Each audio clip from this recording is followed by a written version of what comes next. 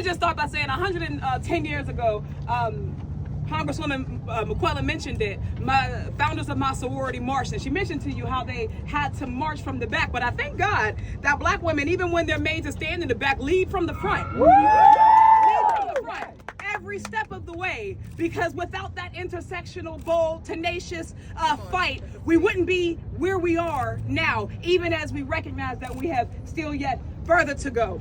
But I'm glad to be here.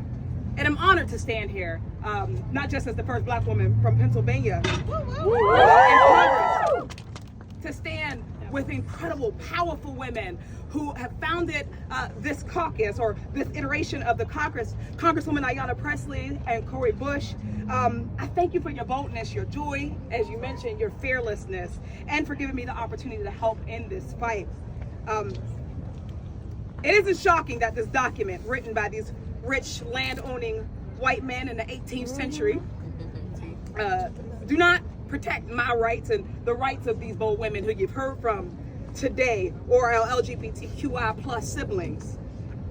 It's not shocking that that document saw that my black ancestors were property until the 19th century, and women as second-class citizens until the 20th legally, that it doesn't prohibit discrimination against people who look like me or our queer constituents.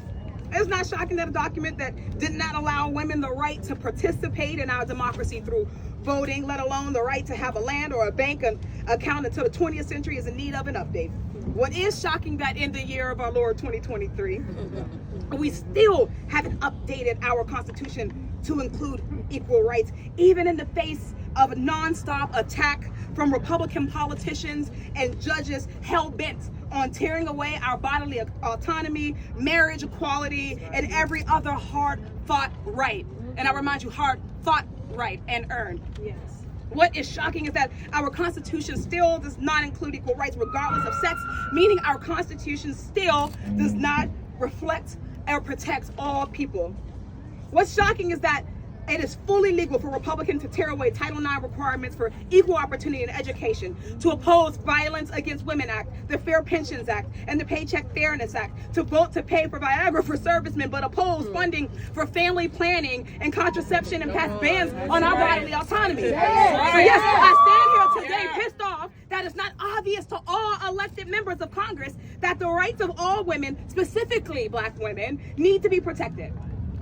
As we are wrapping up Women's History Month, I remain steadfast in making sure that our future daughters, our current daughters and granddaughters to come have more rights than we did, not less. Yeah. As one of the vice chairs of the ERA caucus, I will fight tirelessly for constitutional amendment so that our daughters and granddaughters are not discussing what we failed to do in the 21st century. I'll fight tirelessly to move us one step closer to enshrining the dignity, the humanity, and the equality of all people into the highest law of the land.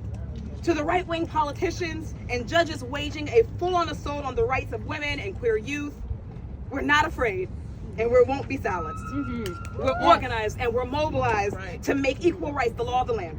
Because every woman, girl, and femme and trans person deserves leaders who will fight for them as hard as the activists, as the agitators, and as the organizers fighting for our rights back home. So I thank you for being here today, and let's get this one done.